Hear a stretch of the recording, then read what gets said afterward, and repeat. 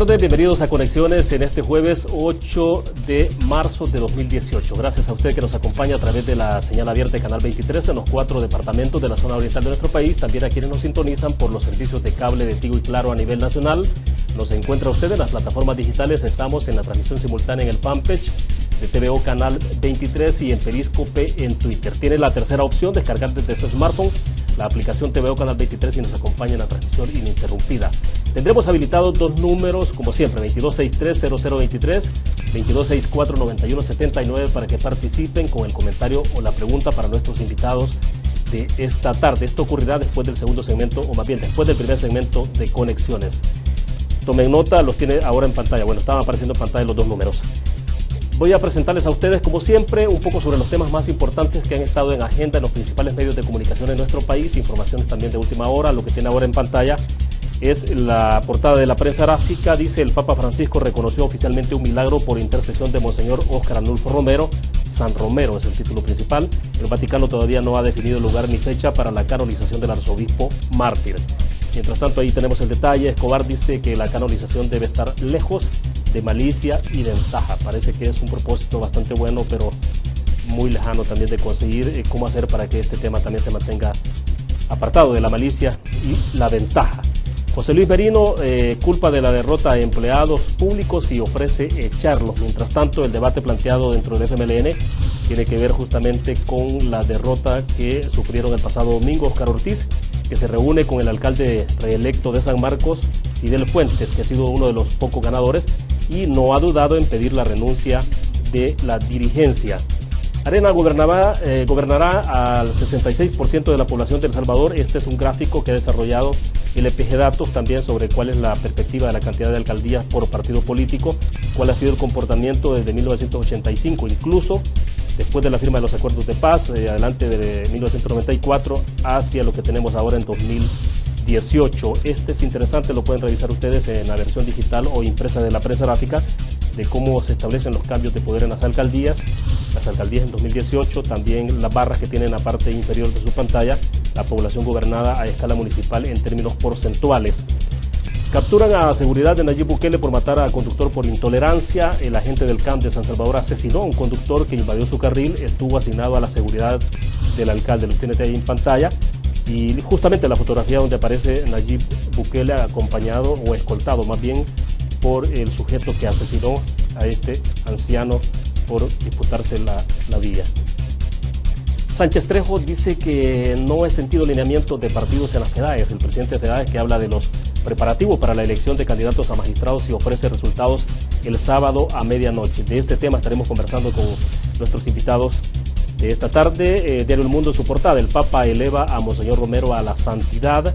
Luego así queda la Asamblea Legislativa, está la distribución en ese pastel. El liderazgo del FMLN que no renunciará, Merino que culpa a los empleados públicos y alcalde de San Marcos que fustiga a la cúpula del FMLN.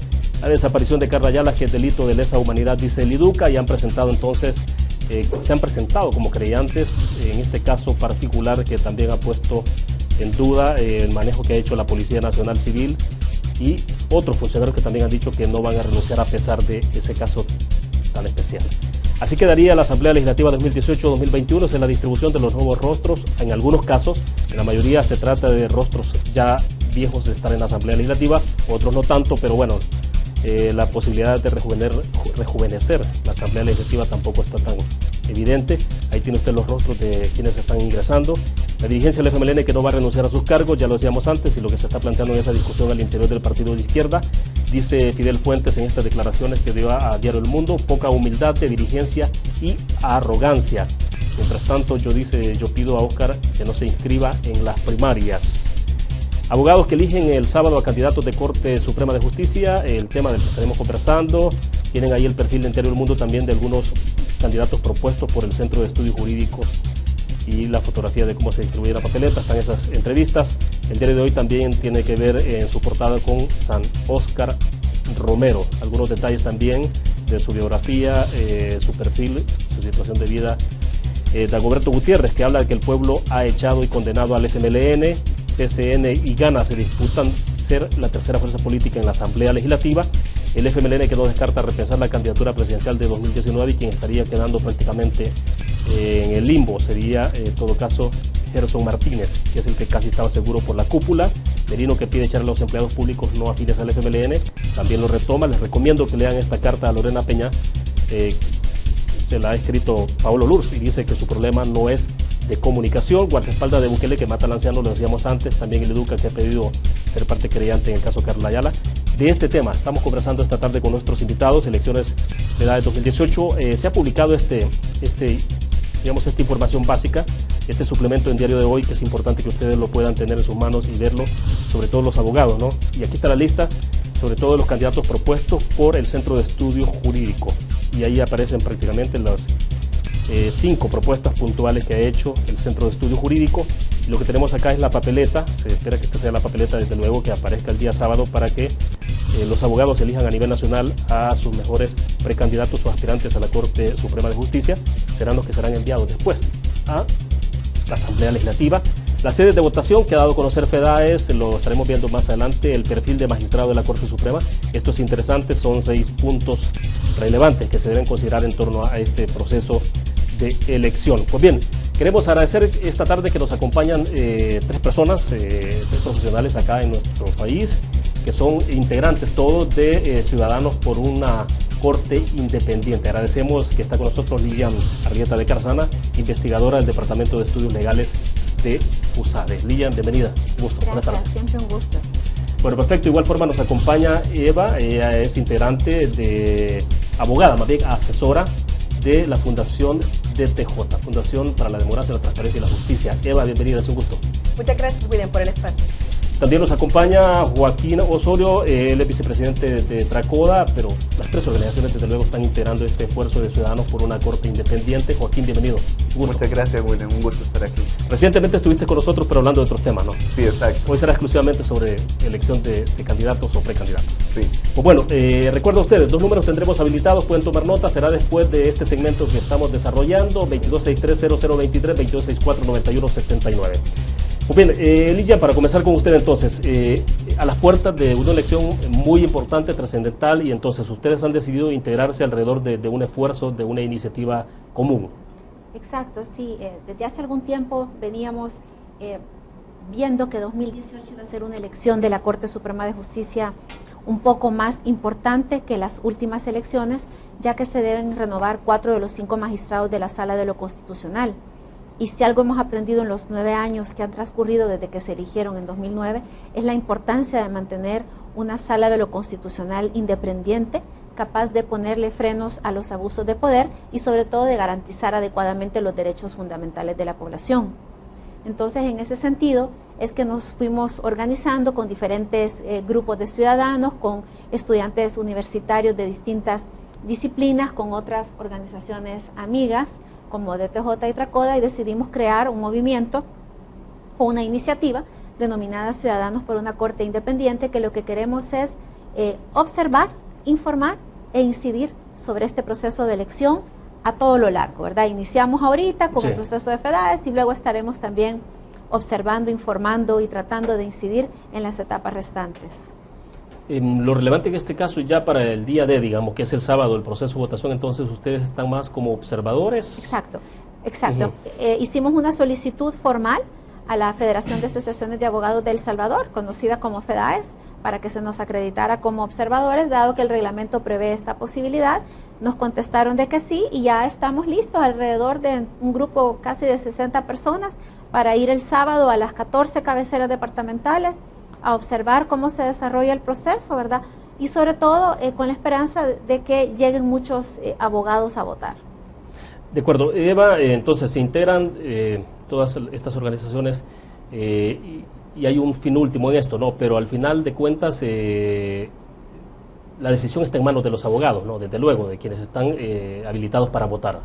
Así es, y eso por eso es importante que tengamos una buena participación. Actualmente, si viéramos el padrón propuesto, están al menos 30.000 o un aproximado de 30.000 abogados, y en elecciones pasadas han participado solo entre el 20 o 25%, es decir, es un número bastante pequeño en comparación a quienes pueden participar, y por eso algo clave, por ejemplo, de nosotros como iniciativa, es que estamos fomentando de que los abogados se involucren y participen de forma informada, es decir, que puedan valerse de suplementos como el que se presentó antes, que puedan ver los distintos perfiles que existen, que puedan tomar una decisión, involucrarse y hacerse presentes el 10 de marzo. Es decir, no estamos abogando por un candidato en específico, al contrario, estamos abogando precisamente para que los abogados se hagan presentes y demuestren cuál es su opinión y su compromiso también con el cumplimiento de la Constitución. Ahora, lo que se ha tenido en términos, la elección, por ejemplo, la elección que se tiene habitualmente, como la que hemos tenido el pasado domingo, ha tenido un problema siempre de participación ciudadana, ¿no? En términos generales. En el caso de los abogados tampoco está, digamos, exento de eso, ¿no? El nivel de participación siempre es bastante menor. Un poco es probable que en esta elección se haya estimulado más a los abogados a que voten, a que participen. Sí, definitivamente. Este año creemos que han habido diferentes fuentes, pues no solo hemos sido nosotros como iniciativa, sino también otras iniciativas que igualmente valiosas, que han estado incentivando a que los abogados se involucren. También algo que podríamos destacar es que precisamente como mencionaba Lili, porque es la elección de 4 de 5 candidatos magistrados de la Sala de lo Constitucional, creemos que en los abogados existe una convicción más fuerte sobre la importancia de hacerse presentes. Estamos hablando del futuro de los próximos 9 años en el país. Entonces no es una decisión que puede tomarse a la ligera y esperamos que esta sea también una motivación suficiente para involucrarse. De acuerdo. Joaquín, entonces, también ustedes participan en este esfuerzo. Sí, la verdad, como anteriormente habíamos tenido la oportunidad de ver en las elecciones, que estas son la de los diputados, pero hoy por hoy lo que estamos viendo es una invitación y una exhortación a los abogados que están acreditados para que ellos puedan participar de la elección de los magistrados, que son el máximo, de la Sala Constitucional, que van a integrar 4, como decía Eva, que es la máxima autoridad que puede interpretar la Constitución. Entonces, eso depende mucho de lo que vaya a suceder en los próximos 9 años en nuestro país. Ahora bien, Lilian, explícanos esta parte. Inicialmente, cuando se instaló este proceso, hubo toda esta discusión, ¿no? Alrededor de la controversial figura de Gregorio Sánchez Trejo. Él sigue liderando la parte en la FEDA de siempre, ¿no? Pero hasta dónde esto que ocurrió inicialmente le puso, digamos, un punto un poco gris a este proceso, ¿o usted cree que a estas alturas fue superado? Pues yo creo que no ha sido superado, o sea, los cuestionamientos respecto del señor siguen estando ahí. Lo que pasa es que a él se le pidió retirarse y no se ha retirado, ¿verdad? Entonces, él sigue administrando el proceso cuando lo correcto hubiera sido de que él se separara de esa posición, dado de que estaba siendo cuestionado también por otras situaciones que se habían dado, como su elección en la CIGET, ¿verdad? Ahora bien, él renunció de ese cargo, pero los cuestionamientos ahí quedaron, y cuando uno administra un proceso tan delicado como es elegir a 15 candidatos para la Corte Suprema de Justicia, debe hacerse de la forma más transparente y más íntegra posible, ¿verdad? O sea, recordemos que la FEDAES es una asociación de asociaciones, ¿verdad? Es una federación, sí, pero es una entidad de naturaleza privada y se le ha encomendado una función pública. Entonces es un privilegio que la Constitución le da al gremio de abogados de poder elegir directamente a quienes van luego a ser candidatos para que la Asamblea Legislativa los elija, y a esta federación de asociaciones abogados, que son las que al final son las entidades representativas a las que se refiere la Constitución, que organicen el proceso. Entonces, lo ideal es que el proceso sea impecable, tanto desde quienes lo administran como en los procedimientos. Ese es un buen punto, ¿no? Porque uno esperaría que efectivamente, digamos, se tenga los perfiles idóneos, y ya hablaremos de eso, ¿no? Porque lo que tenemos proyectado es el perfil del magistrado de la Corte Suprema de Justicia, que son 6 puntos, lo vamos a analizar. Pero, bueno, si se pretende que sean los mejores perfiles que lleguen a manos de los diputados, pues también se esperaría que quienes estén decidiendo en términos administrativos este evento, también sea gente proba, ¿no? Totalmente, o sea, imagínense, es tan importante que queremos tener la certeza de que el proceso se está manejando sin intereses particulares, sin lo que se denomina intereses oscuros a veces, ¿verdad? Que quizás el término no es el más feliz, pero personas también respecto de quien no existan dudas sobre su independencia, sobre su integridad a la hora de administrar el proceso, porque esa es una garantía de que realmente el proceso se está administrando para que sean electas las personas más capaces, las personas más probas, las personas más competentes, y no personas que puedan tener algunos intereses. Y le voy a dar un ejemplo. Sí.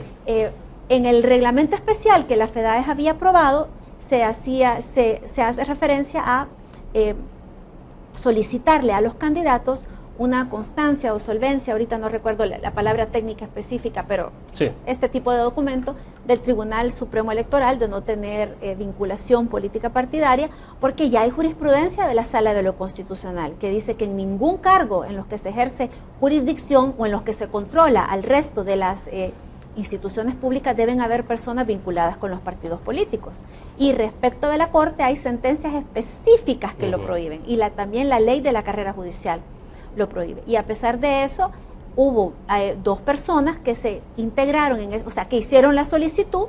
El Comité Central Electoral inicialmente rechazó estas solicitudes porque sobre todo se trataba de 2 personas respecto de quienes concretamente ya habían sentencias en las que se había establecido su vinculación política partidaria, y luego se hizo una apelación ante la Junta Directiva de la FEDAES, y la apelación revocó el fallo del Tribunal, del Comité Central Electoral.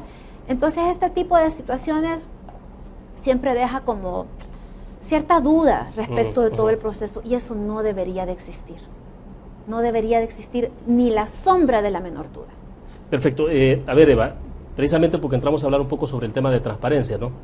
Transparencia en el proceso de cómo se seleccionaron a estos precandidatos, y son como 2 etapas, pensaría, iniciales en este proceso y luego lo que viene el día sábado.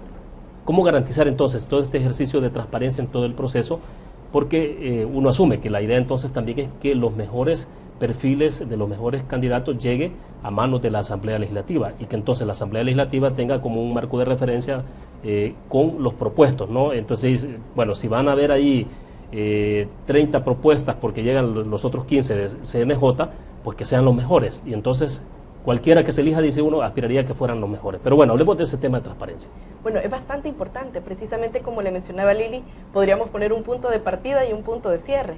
El punto de partida es todo el proceso que han hecho las distintas asociaciones de abogados para proponer a sus candidatos o a quienes consideran que cumplen con los requisitos. Y la parte final es precisamente la función de la Asamblea Legislativa. Ahora, para llegar de este punto inicial a este punto de cierre, es importante que exista claridad sobre las reglas, sobre los procesos, sobre los tiempos. ¿Cómo garantizar transparencia en eso? Permitiendo que exista veeduría ciudadana, que es precisamente el objetivo por el que nace la iniciativa. Nosotros nos damos cuenta de que no solo es importante, digamos, el fondo, que es la calidad de cada uno, digamos, de los candidatos o precandidatos, sino también cómo se cumple o cómo aseguramos que durante este proceso funcionen las herramientas a disposición para que lleguen, como usted decía, los más idóneos ya para una etapa de Asamblea Legislativa. Entonces, por ejemplo, aquí hay un mecanismo. Lo que estábamos haciendo y lo que se va a hacer en la elección de FEDAES, que es una labor de observación, es una forma de garantizar transparencia, es decir, un involucramiento ciudadano. También vamos a dar desde Ciudadanos por una Corte Independiente, vamos a tener un sitio web, que tal vez después Lili puede compartirnos un poco más, pero vamos a estar explicando sobre las etapas del proceso. Van a haber etapas en las que otros jóvenes universitarios van a grabar en video, van a escribir blogs, columnas de opinión. Es decir, cuando permitimos que la ciudadanía entre y vea los procesos y conozca las reglas que están claras conforme a las distintas leyes, o incluso, por ejemplo, ya en instancias más altas como el reglamento interno, es que nosotros podemos garantizar que un proceso se lleva en orden y como debe ser. Bueno, y interesante, ¿no? Porque ustedes ambas sí son abogadas. Sí. No es el caso de Joaquín. No. Pero no. Es una organización que está involucrada en este esfuerzo, digamos, un movimiento ciudadano, ¿no? Sí. Entonces, eso tiene otro nivel de relevancia y de participación, de incidencia. Joaquín.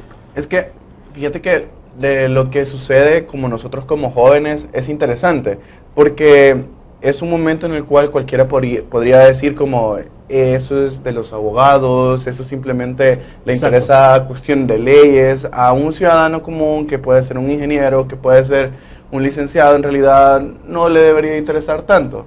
Pero es todo lo contrario, lo que estamos viendo hoy por hoy, que los voluntarios que están en nuestro equipo, hay desde una ingeniera bioquímica hasta un licenciado en ciencias de la comunicación como mi persona. Y este tipo de involucramiento en los procesos de democracia es lo que estamos ahorita creando, que ya no solo nos quedamos con el proceso normal de, mi dedito, voté, fui y hice, ya cumplí con mi labor de la democracia en mi país. No, sino que es una cuestión continua, permanente, de la defensa de nuestra democracia. Y es por eso que nosotros como jóvenes hoy siempre venimos diciendo, ya no es solo un paso, 2 pasos, sino que es algo continuo, una veeduría continua la que tenemos que hacer. De acuerdo, vamos a ir a la primera pausa comercial. Cuando regresemos hablemos un poco entonces de la relevancia que tiene esto, de los perfiles, ¿no? Porque ¿cómo se debe elegir entonces a los mejores candidatos? Perfecto. Es lo que tenemos proyectado acá. Vamos a hacer una pequeña pausa comercial. Tendremos habilitados 2 números, 2263-0023, 2264-9179. Regresamos.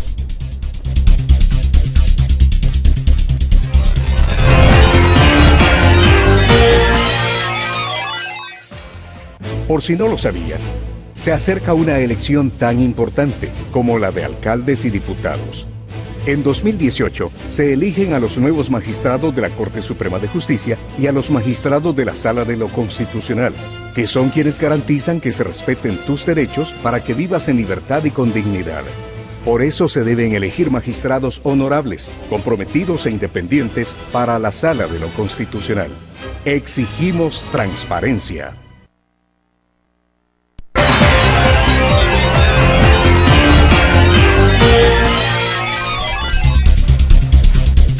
Es un gusto que sigan con nosotros. Transmitimos en vivo desde la ciudad capital, San Salvador. Pues bien, estamos hablando porque el tema central es elección de precandidatos a magistrados a Corte Suprema de Justicia. Este proceso que se desarrollará prácticamente todo el día el próximo sábado. Y bueno, por lo que ha dicho el presidente FEDADES, pues esperaría que a medianoche se tengan ya los resultados de quiénes son los propuestos. 5 propuestos es el número completo, ¿no? 15. Son 15 en total, 15. Porque 15 también igual que el CNJ. 5 al final, por eso es que usted tiene de seguro ese número en la cabeza, 5 en la Asamblea Legislativa. Exactamente. Bien, a ver, hablemos del tema de perfil, un poco la trascendencia de esto, ¿no? Porque en otros casos que hemos abordado el tema acá en la entrevista, Lidia, siempre hemos hablado un poco de qué tanto es posible estandarizar los requisitos como los que se han establecido en este caso para FEDADES, pero también el CNJ, porque debo entender que cada quien tiene, obviamente por la naturaleza, ¿no? Y salvando las distancias, pero hasta dónde es posible establecer, equiparar los requisitos que se pueden tener. Sí, bueno, mire, 2 cosas un poco separadas. En cuanto a los procedimientos, desde hace algún tiempo nosotros venimos insistiendo de que es importante que los procedimientos que recientemente se han implementado en el CNJ, que es audiencias, entrevistas públicas, un proceso de evaluación un poco más profundo y de cara a la ciudadanía, como decía Eva, o sea, en el que pueda existir veeduría y participación ciudadana, ¿verdad? Eso también se implementen en la FEDADES, porque en la FEDADES hasta la fecha los filtros han sido muy débiles. En esta elección han mejorado un poco a insistencia de algunas organizaciones, pero antes realmente las organizaciones postulaban muchas veces a los miembros de sus juntas directivas y luego estas personas se incorporaban en el listado, iban a la elección, los abogados votábamos, pero en ningún momento se evaluaba, bueno, ¿y será que este candidato que ha propuesto la asociación A realmente tiene la competencia para ser magistrado? ¿O será que el candidato propuesto por la asociación B es la persona correcta, tiene la trayectoria profesional que lo ha hecho capaz de ejercer adecuadamente en la Corte y a nivel de su reputación personal? Claro. ¿Es esta persona una persona de moralidad notoria, como dice la Constitución? Ninguna de esas interrogantes jamás se planteó en la FEDADES porque simplemente no existían filtros, iban pasando. Y lo único, y con esto conecto con el otro tema, que se les exigía, era el cumplimiento de los requisitos mínimos que dice la Constitución. Bueno, tener más de 40 años, ser del Estado seglar, abogado de la República, salvadoreño por nacimiento. Algo muy básico, como hemos dicho tantas veces. Si yo reviso en ese padrón, hay más de 12,000 personas que cumplen con todos esos requisitos. Pero ¿cuántas de esos 12,000 abogados, perdón, no es cualquier persona, realmente tienen el perfil para ser magistrado de la Corte Suprema de Justicia? Entonces empezamos a tratar de posicionar esta idea de que una cosa es los requisitos básicos, ¿verdad? Claro. Pero el perfil es algo bien diferente. Ya es un desarrollo de las aptitudes, de las cualidades, hasta de personalidad que debe de tener un magistrado de la Corte Suprema de Justicia. Y si usted se fija, aquí en el número 4 está una de las más importantes, temperamento judicial. O sea, cuarta, pero no por eso la... No, ahí podríamos haber puesto Sí. asteriscos, bullets, flechitas, o sea, es una lista, pero no necesariamente, obviamente la independencia, que es la número 1, si a esa nada la destrona, porque para ser juez, Sí. esa es la característica más importante. Los títulos académicos, otras cuestiones ayudan. Si una persona ha invertido más tiempo en su preparación académica, obviamente va a tener un poco más de conocimientos, ¿verdad?, de dónde extraer a la hora de resolver un caso. Pero es una combinación de los factores, o sea, no es que sean uno más importantes, pero, por ejemplo, decía yo, la personalidad. No cualquier persona puede ser juez. Usted tiene que tener el temple para resistir a las presiones que pueden venir de fuera y la integridad suficiente como para, en un caso donde usted sienta que su juicio puede verse afectado, separarse del caso, por ejemplo. Para Ahora, eso ¿es posible medir ese tipo de criterios? Claro que sí. A veces uno piensa que puede ser un poco difícil. Y por eso es que muchas veces con esa excusa es que nunca se ha querido medir. Pero en realidad la trayectoria de vida de una persona habla por sí misma. Por eso dicen que el ejemplo arrastra. Si aquí más en un país tan pequeño donde todos nos conocemos, Exactamente. usted sabe que ha hecho X profesional durante toda su vida. Si es una persona que en cargos anteriores ha sabido resistir a estas presiones, o es una persona que ha cedido, o en el ejercicio de la profesión, es una persona íntegra o es una persona que de alguna forma ha ejercido con algún tipo de práctica corrupta. Y qué bueno que si fuera un proceso como este aplicado para elegir candidatos a la presidencia, ¿no? Que tuvieran un filtro, digo. Ahí hay muchos filtros. Digo, porque sí, al final, no, para pero es diputados, importante. para exactamente, Corte de Cuentas, para todos los cargos. Sería relevante porque incluso a veces en los cargos de elección popular es casi imposible, diría yo, separar la vida privada de la vida, porque la vida privada también tiene implicaciones en las decisiones públicas. Claro. No lo vemos así a veces, pero sí tiene muchas consecuencias, ¿no? Sí. Lo que pasa es que los magistrados de la Corte es distinto, porque como ellos se eligen sobre la base de un conocimiento técnico, no Exacto. llegan a representar al pueblo como los diputados de la Asamblea Legislativa. Entonces, por eso es que este proceso también es un poco más complejo.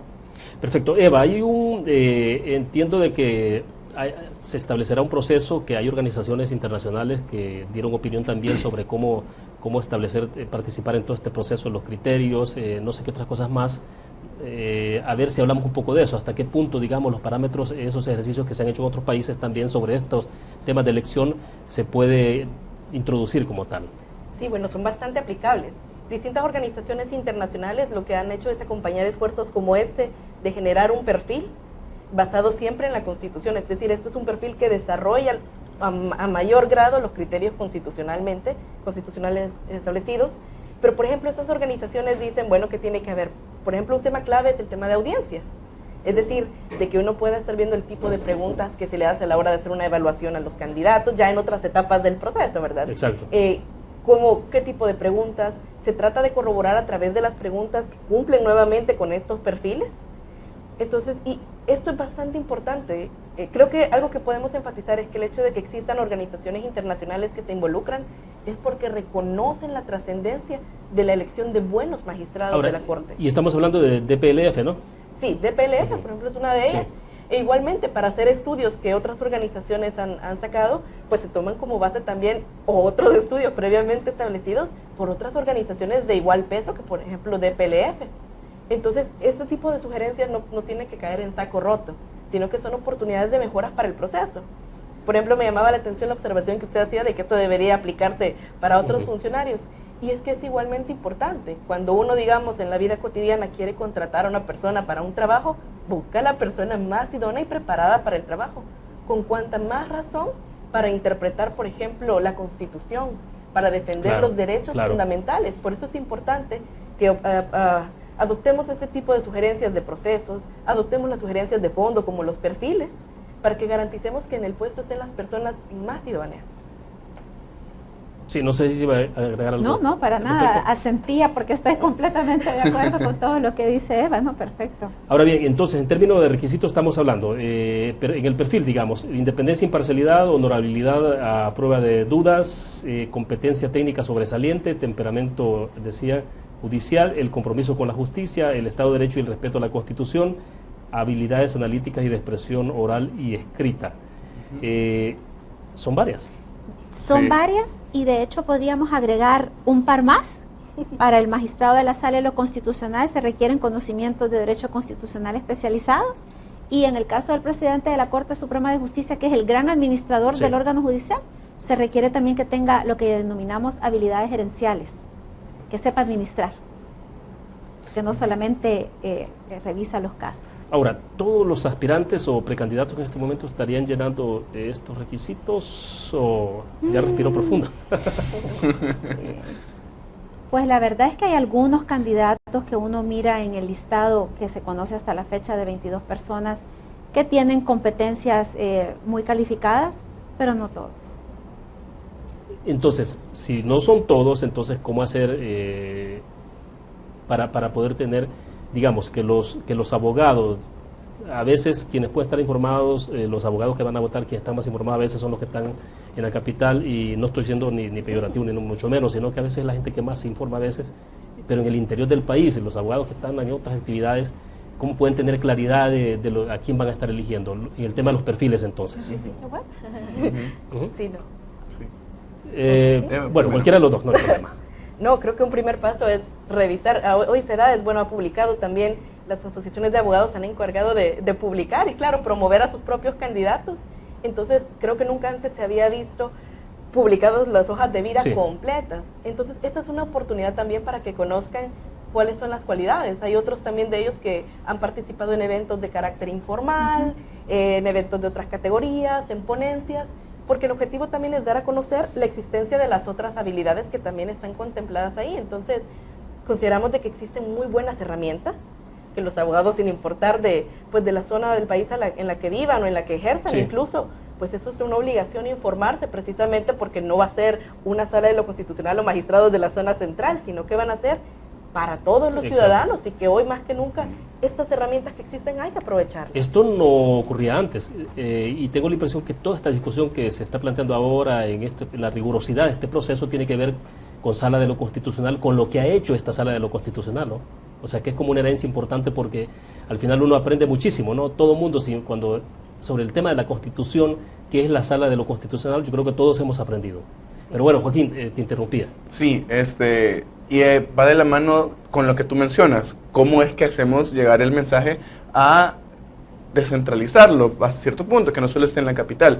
Y es por eso donde nos involucramos los jóvenes, donde nos involucramos las personas que no somos abogados, que tal vez no tenemos la expertise y el conocimiento de todo, pero sabemos que hay una necesidad de comunicar. Entonces es ahí donde nosotros entramos y decimos, ok, ¿de qué manera se puede hacer una comunicación efectiva? ¿Cómo se debe hacer el perfil? ¿Cómo es el proceso? ¿De qué manera se hace llegar? ¿Por qué medios de comunicación? Es un espacio de comunicación también, entonces por medio de redes sociales, y no solo dejarlo con abogados, sino que también debe ser de un interés público. Entonces esos son los aportes que nosotros estamos haciendo para que ya se comience a desmitificar que solo los abogados deben de participar, sino que es una participación activa de la ciudadanía.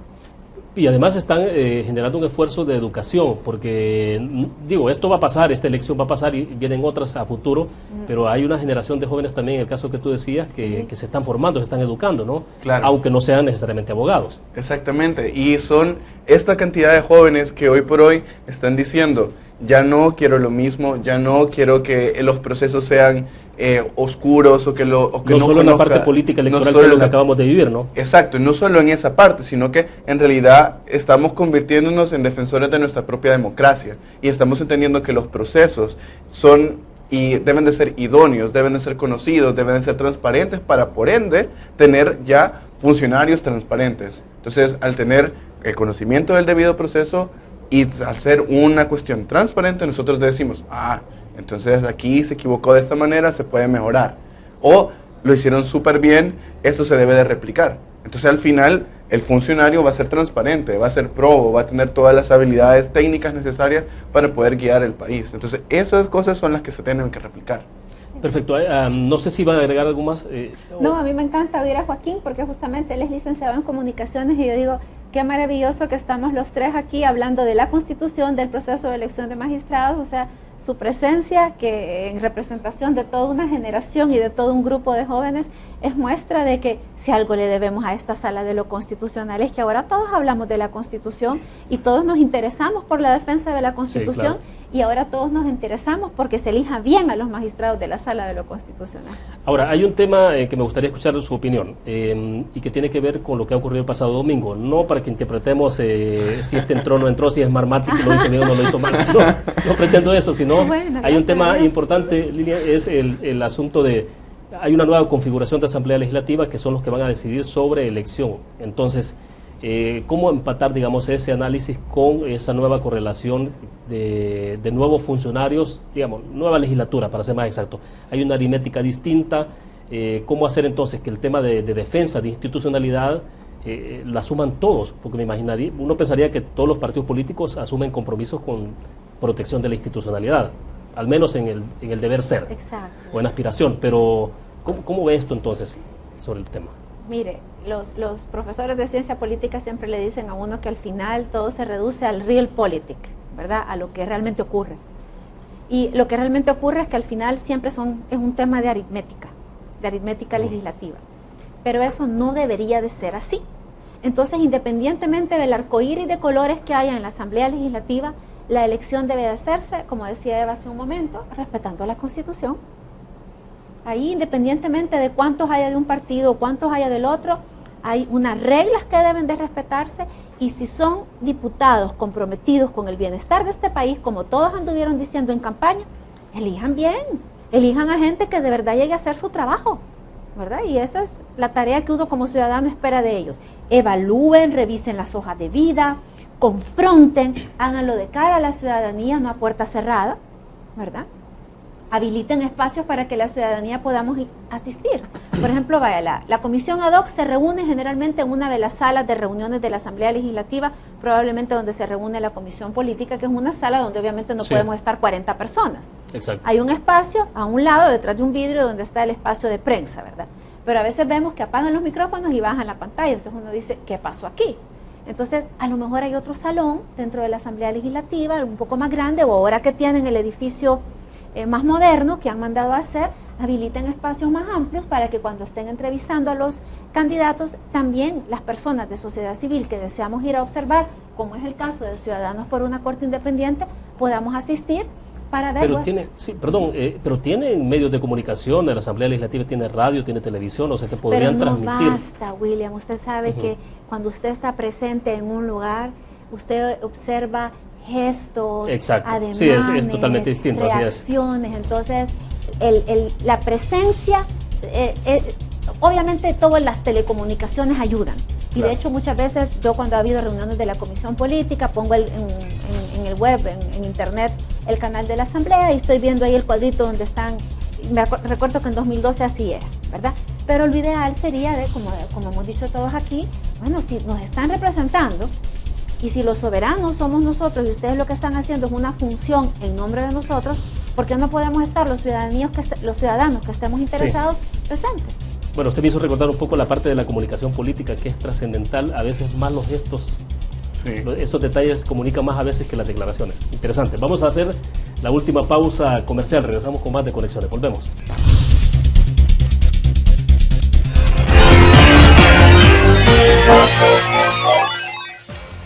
Por si no lo sabías, se acerca una elección tan importante como la de alcaldes y diputados. En 2018 se eligen a los nuevos magistrados de la Corte Suprema de Justicia y a los magistrados de la Sala de lo Constitucional, que son quienes garantizan que se respeten tus derechos para que vivas en libertad y con dignidad.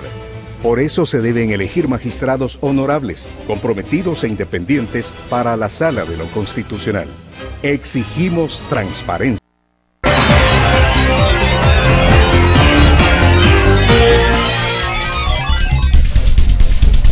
Es un gusto que siga con nosotros, estamos al cierre de Conexiones, nos quedan más o menos 11 minutos, vamos a tratar de avanzar con el tiempo. A ver, entonces, la parte esta que les decía en el corte comercial, la relevancia que tiene de cómo se entrevista a los aspirantes, ¿no? Cuando ya están a nivel de propuesta en Asamblea Legislativa, las preguntas que se hacen, los cuestionarios, o sea, porque a veces uno se queda espantado cuando ve que hacen 3, 4 preguntas y en 5 o 10 minutos agotaron la entrevista. Entonces, además del perfil desde luego que se puede tener impreso, ¿no? Y lo pueden revisar y es importante, pero las respuestas que dan los aspirantes, y les decía, en Estados Unidos se ventila de que de repente hay un aspirante a fiscal general, por decir algo, y con mucha naturalidad le dicen, bueno, hace 5 años usted escribió en el Facebook, en el Twitter y un comentario racista, por ejemplo. Exactamente, sí, por sí, ejemplo. Y está aspirando, entonces, ¿cómo va a administrar justicia si usted tiene una actitud xenófoba en la argumentación? Les dejo el tema. No, y precisamente por eso, es lo que usted mencionaba, el tema de las preguntas, las entrevistas que se hacen.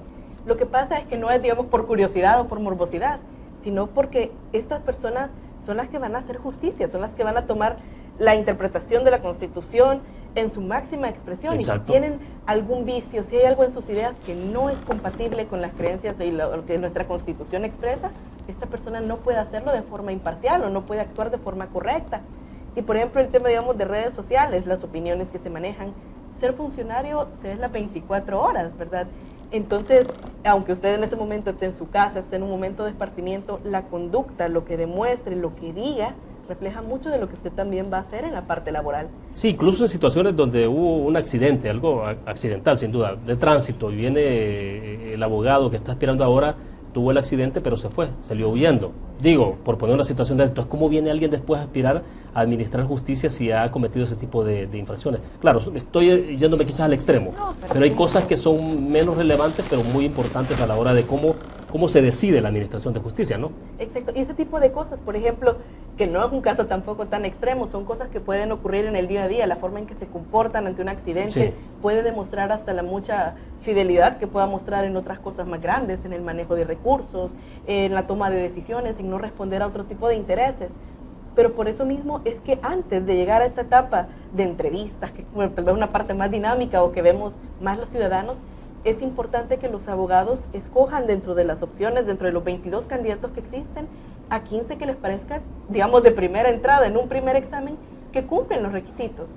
Porque entonces ya en la Sí. parte de entrevista lo que va a hacer es una última depuración de ver quién cumple mejor los requisitos. Pero ya hubo un primer filtro, ¿no? Exacto, y los abogados son ese primer filtro. Lili mencionaba algo muy importante y es que en la carrera también todos nos conocemos. Por lo mismo que el país es pequeño, nos conocemos, entonces también hay cosas que se pueden escapar de lo que se contempla en una hoja de vida.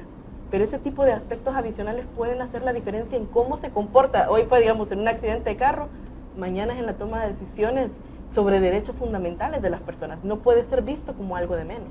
Y ahí entra, Joaquín, todo el tema de Contraloría. Sí, claro, y es que no podemos dejarnos ir así tan libremente en el sentido de que, bueno, hoy vamos a entrevistar a una persona para magistrado, son 3 preguntas, 15 minutos, 5 minutos por cada pregunta, bye, y luego, y temas triviales, así como súper esporádicos, y luego viene el señor, el que, oh Dios mío, que todos han dicho, y a él le hacen 20 preguntas, la entrevista 45 minutos, temas fundamentales, derechos humanos, sobre la Constitución, el debido proceso, economía, y vos te quedas. En realidad es la misma entrevista, se están viendo los mismos puntos, se está haciendo transparente en este proceso, entonces a eso es lo que nosotros vamos. Primero es crear un tipo estándar, un estándar para hacer las entrevistas, un estándar para poder saber cómo actuar, porque si no Claro. caemos en una discrecionalidad de decir, hoy le voy a preguntar del tema A y el del tema B, y a la siguiente persona le voy a preguntar del tema C, y ya.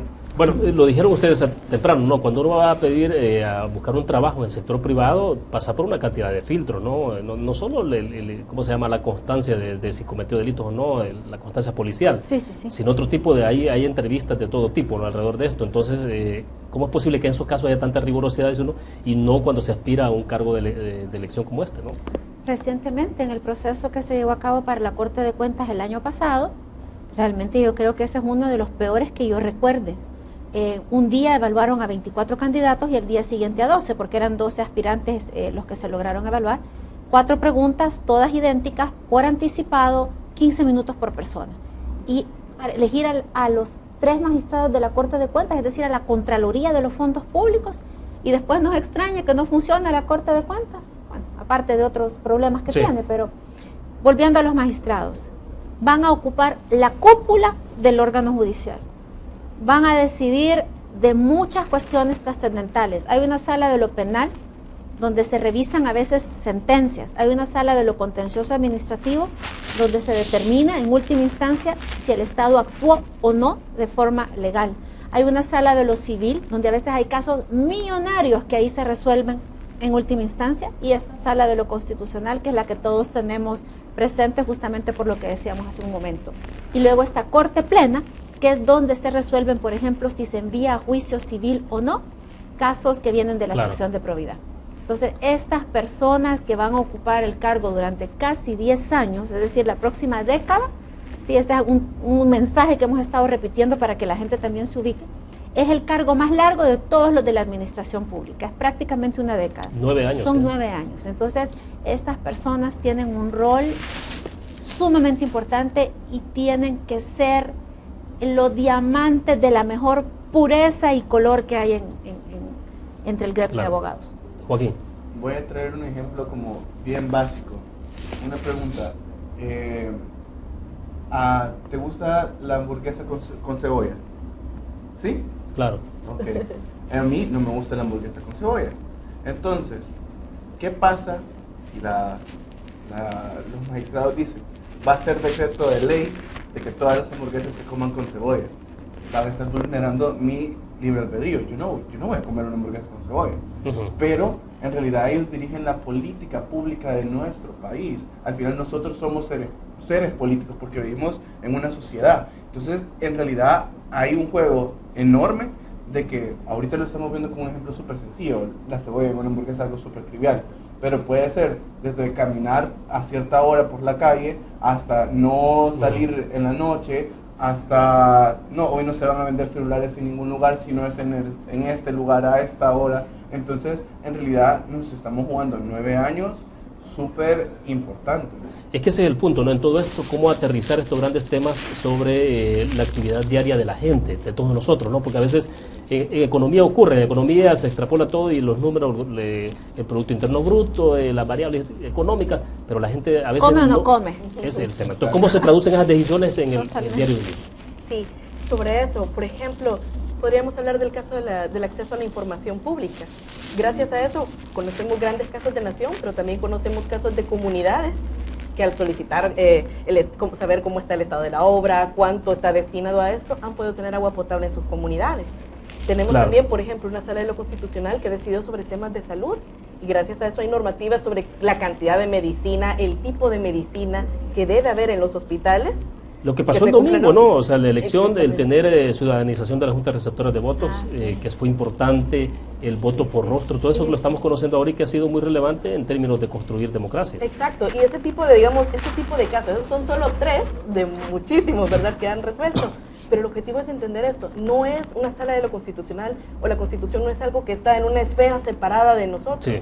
Al contrario, es la raíz de lo que vivimos todos los días, del ejercicio libre de nuestros derechos. Pero también por eso mismo, así como han habido avances notorios, si no se escoge una buena sala pueden haber retrocesos graves. Entonces esos avances que ahorita van caminando, que ahora vemos una mayor participación ciudadana, mayor apertura, puede convertirse en un retroceso tan grande que muchas de las cosas que ahora damos por sentado pues ya no estén. Es interesante, ¿no? Porque yo siempre hago un esfuerzo para que la población que nos escucha, los televidentes, entiendan de este tipo de temas, que a veces que no nos quedemos tan arriba, sino de cómo impactan. Y para cerrar, Lili, entonces, ¿cómo impactan, digamos, entonces en la actividad diaria? La justicia es el árbitro de las relaciones sociales, y tarde o temprano alguno de nosotros va a tener un caso en un tribunal, no necesariamente penal, que es lo que más presente tenemos. Vamos a estar peleando con el Estado porque nos cobró demasiados tributos. En fin, podemos tener diferentes casos y puede llegar a la Corte Suprema, y es importante que ahí estén personas independientes, probas y competentes. Bueno, perfecto. Les agradezco que hayan participado esta tarde con nosotros. No será la primera. Esperamos que más adelante, porque ustedes seguirán constituidos como tal. Gracias por haber estado con nosotros. Muy amables. Gracias. Muchas gracias. Bueno, perfecto. Terminamos de esta manera Conexiones. Gracias a ustedes que nos acompañaron. Nos vemos mañana a 5 de la tarde en punto. Ernesto Mason, candidato, alcalde electo de San Salvador, estará con nosotros en nuestros estudios. Buenas tardes.